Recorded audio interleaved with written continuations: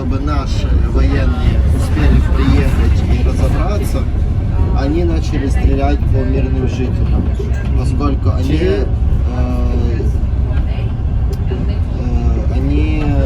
они боролись.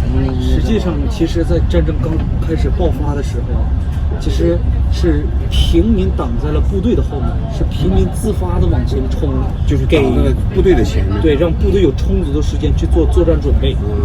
然后之后，这些俄军发现了这些平民的抵抗行为，他们才开始暴杀平民的。了不起，乌克兰的老我们去苏梅采访的时候，苏梅市的，就是苏梅州州长就跟我们讲，当俄军进入苏梅市的时候，第一时间走上街头抵抗俄军的全是苏梅市的普通市民，他们拿着棍棒就上去了，赤手空拳就站在了坦克前面。Да, чтобы перегородить дорогу. 就是把道路只要给俄军的道路上制造困难，他们后方部队就有充足的时间去做准备。是的，да, это правда. Ну, то есть это первым, что нужно сделать, закрыть пути прохода. Если нужно, уничтожить. 他说，战争开始爆发的时候，第一时间就是要迟滞战争的快速爆发的行为。对乌克兰的老百姓这个非常有用。Украинцы реально ничего не боятся, они просто молодцы.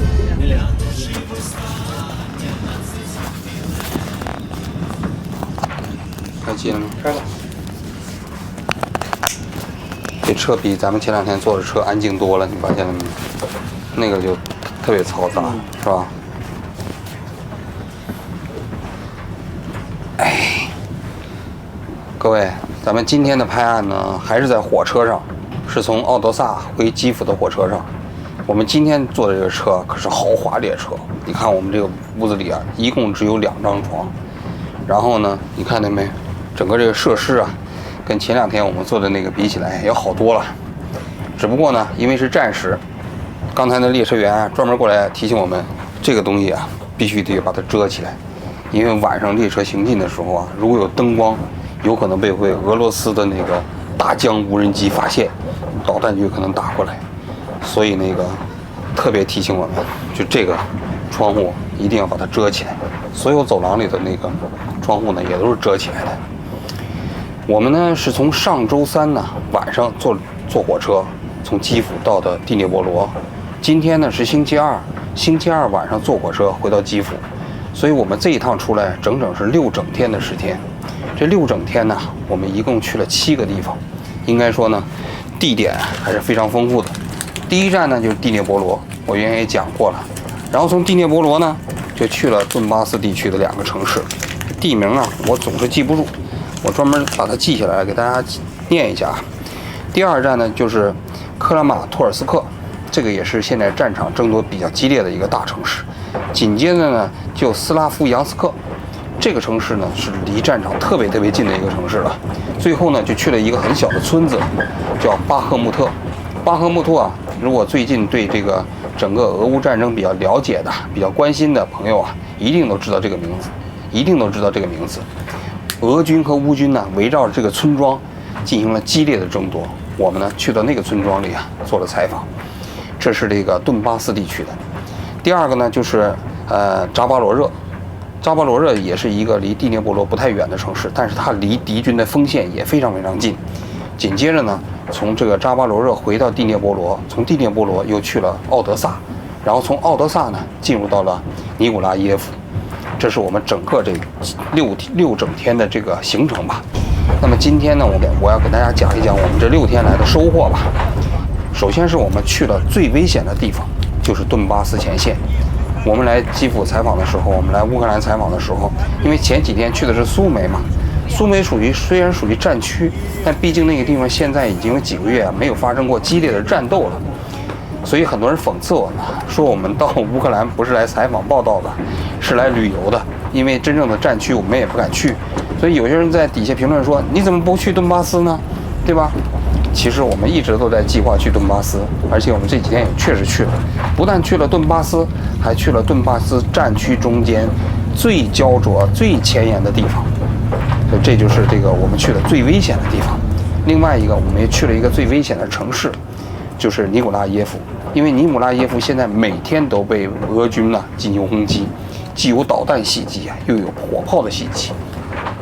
我们呢今天在采访这个尼古拉耶夫啊，他们的城市一个军官，他说啊，在整个俄乌战争的这个后4个月的时间里面啊，他说按照被空袭的排名第1的城市呢是哈尔科夫，在过去4个月的时间里面呢，每一天都被炮击，都被空袭。排名第2的呢就是尼古拉耶夫，在过去4个月的时间里头呢，有25天没有被空袭，其他时间呢每天也都被空袭。排名第3的才是马里乌波尔，当然马里乌波尔现在已经被俄罗斯占领了。那么你可见尼古拉耶夫是一个非常非常危险的城市。它比那个哈尔科夫危险的地方在哪里头呢？就是因为它火车实际上就中断了，被炸断了，只能通过奥德萨旁边的一条公路过去。那么所以说呢，我们应该说最危险的地方和最危险的城市都去了，包括我们到那个尼古拉耶夫，那我们又从尼古拉耶夫呢往整个俄军呢的前线部分也去做了拍摄和采访，而且在田地里还拍到了那导弹扎到这个田地里没有爆炸的那个场景。这是第一点。第2点呢，就是说我们自己的收获是在战区采访最好的交通工具其实就是大众交通工具，火车、大巴、中巴都可以。就比如说我们今天早上进入到尼古拉耶夫坐的那个小巴，这种小巴我已经多年没见过了，是一辆奔驰车，外表看着还不错，但你上车你会发现这车龄我估计至少20-30年了，里头也没有空调，然后车一开浑身都在响，随时你都觉得它有可能会趴窝。一共就10来个座位，13个座位吧也就。那车里的大部分都是我们自己团队的人，就是一般的乌克兰人，现在去尼古拉耶夫的人也非常非常少，所以车上的座位也坐不满。但就在那个列车上，就在那个小小的中巴车上，我们也发现到了新的采访对象。然后到了尼古拉耶夫之后呢，我们就跟着他走，也拍出了一段非常不错的故事啊。当然还有一点，也确实有一些遗憾。所谓的遗憾呢，就是说我们没有拍到那些真正前线士兵战斗的场景。这个没电了是吧？卡快没了。几分钟没了？现在才6-7分钟。才6-7分钟是吧？那别重录了啊，别重录了。前面录的有效吧？你换一张卡。不好意思啊，刚才我们那个摄像机前面的机头麦没电了。大家都知道我在东京录节目的时候，我那个照相机就动不动就发热，然后就停机工作。但我们现在对面的这个比较专业的摄像机也让我给用没电了。我们接着聊啊，我们刚才讲到遗憾就是讲我们这次出来的时候呢，没有拍到那乌军在前线跟俄罗斯军队直接战斗的场面。虽然说我们去那些最危险的地方沿途也会看到很多辆装甲车、坦克在旁边路过在旁边通过但是毕竟我们不是随军拍摄，所以他们去什么地方我们也不知道。而且呢，我们在申请记者证的时候，所有人都告诉我们，这些军事设施没有经过许可是不能拍的。所以我们虽然看见了这个场景呢，我们也没拍摄。但是我们特别想跟着乌克兰的军队真正上战场拍一把，哪怕不能上那最前沿的城市那个哪怕是不能去最前沿的阵地那拍一个那个海马斯或者是那 M777发射的过程中，我们也觉得特别过瘾的。但是后来呢，他们跟我们讲呢，这海马斯因为属于最高机密都不能拍，但777有可能，但是也需要专门的申请。但是呢，申请到现在也没批复下来。然后前线那阵地呢，如果要是经过特殊的批准也能上去。但是呢，我们申请了这么多天呢，也一直没批准下来。所以说这是一个非常大的遗憾。虽然说去前线非常危险但是我也知道现代战争毕竟跟传统战争有很大的区别。我个人觉得这个风险还是可控。如果真要是能拍着他们打仗的过程，我还是很愿意去的。但这个呢，是这次出来留下的一个遗憾。那么紧接着我们就要回基辅了。那么我在这里跟大家讲一下我们回基辅要做的几件事第一个呢，就是布查这个城市，我们还要再去一次。在这次出差之前呢，我们去过一趟布查，也去了布查市的市政府。布查市呢有一个新闻官出来接受我们的采访，给我们讲了关于大屠杀的一些数字啊、情况啊、怎么惨状啊。但是呢，他毕竟只是一个新闻官嘛，而且他那个统计的那个报表，我说我们能不能拍一下？他说都不行，为什么呢？他说涉及到个人的隐私。那么我们就觉得呢，这个呢，如果要是说来体现布查惨案的那个证据啊，还是有些弱。我们希望能够找到当时啊，在那个教堂里埋了很多尸体的那个墓地，还有一些遇难者的家属。所以呢，我们就希望啊，通过再去一次布查，然后把这条线索呢调查的扎实一些。另外呢，更重要的，我们就希望能够采访到一些政府的高级官员，那比如说国防部长啊、外交部长啊、国务院的总理啊，还有更重要的就是泽伦斯基了。因为我们这次整个乌克兰采访过程中间，如果要是问我最期待采访谁，那我肯定是泽伦斯基。我们在1个多月之前，在日本呢，向乌克兰大使馆递交签证申请的时候，我就跟他们讲，我们希望能够采访到泽伦斯基总统。大家都知道，泽伦斯基这个总统，他原先是个演员出身，然后呢，在战前的支持率也不是特别高，但是战争发生之后，发生了天翻地覆的变化，因为呢，俄军呢当时第一时间就想进入到基辅，把他斩首干掉。然后呢，他如果要是跑了或者死了，应该说啊，整个乌克兰的战争局势可能会发生天翻地覆的变化。但是呢，他第一，他没有被俄军呢斩首；第二呢，他也没有离开乌克兰成为逃兵，在关键的时候稳住了这个整个局势啊。我个人觉得他是一个非常值得采访的人物。还有你可以看啊，泽伦斯基接受过许许多多媒体的采访。本国的就不用说了啊，英语媒体、法语媒体、俄语媒体都接受采访了，但是呢，唯独没有接受中文媒体的采访。我们觉得啊，这不应该，因为啊，全球有14亿啊说中文的观众，他们其实也很想了解俄罗斯和乌克兰这场战争的这个前因后果呀，也很想了解泽伦斯基啊，他对中文观众怎么说呀。本来泽伦斯基啊，他就是一个对新媒体非常熟悉的总统，他自己拿着手机在废墟上这种直播，然后呢，他直接自己发社交账号，对吧？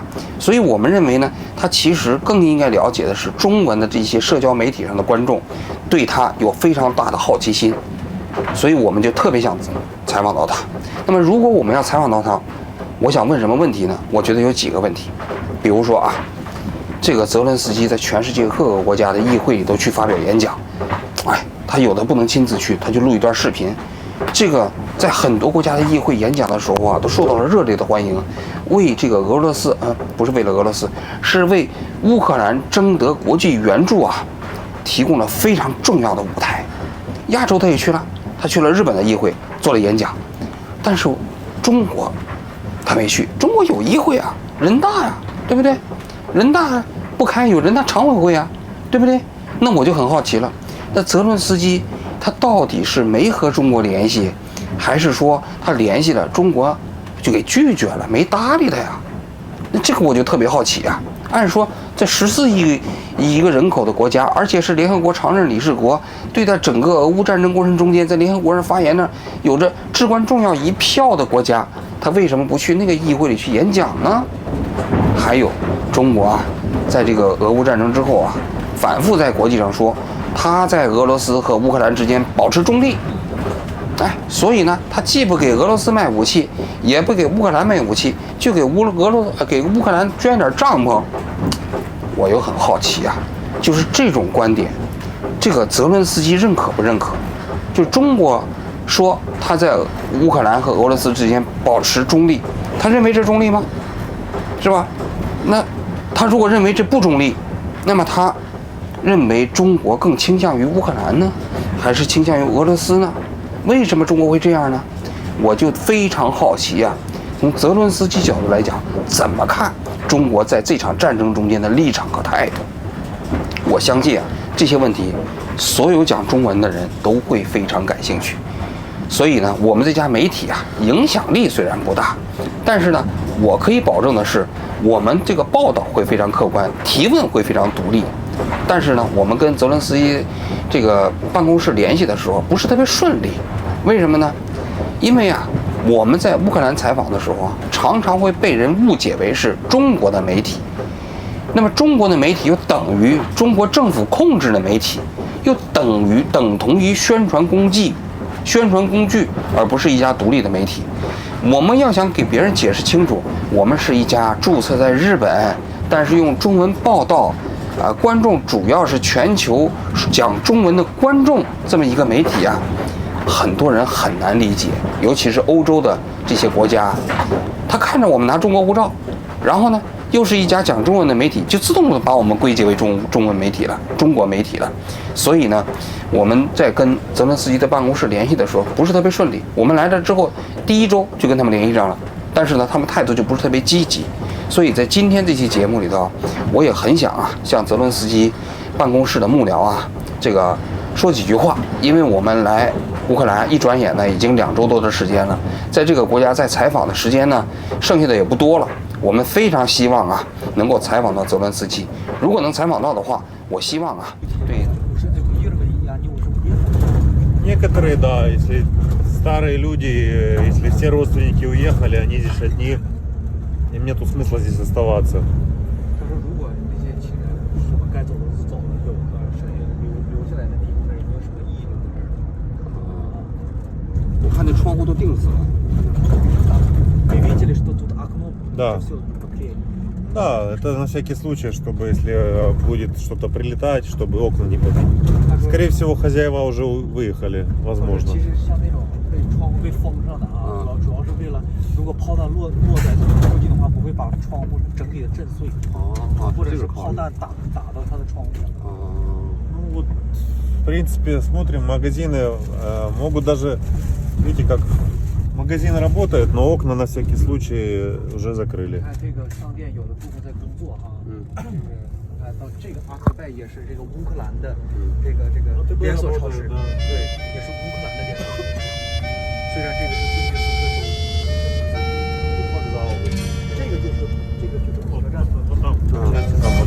红军四个火车站是吧？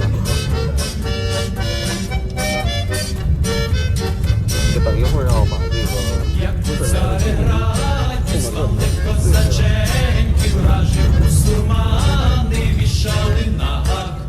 Глянувши востаннє на цей світ біленький, у смертну годину козак мовив так. Хай живе вільна Україна, хай живуть вічно козаки.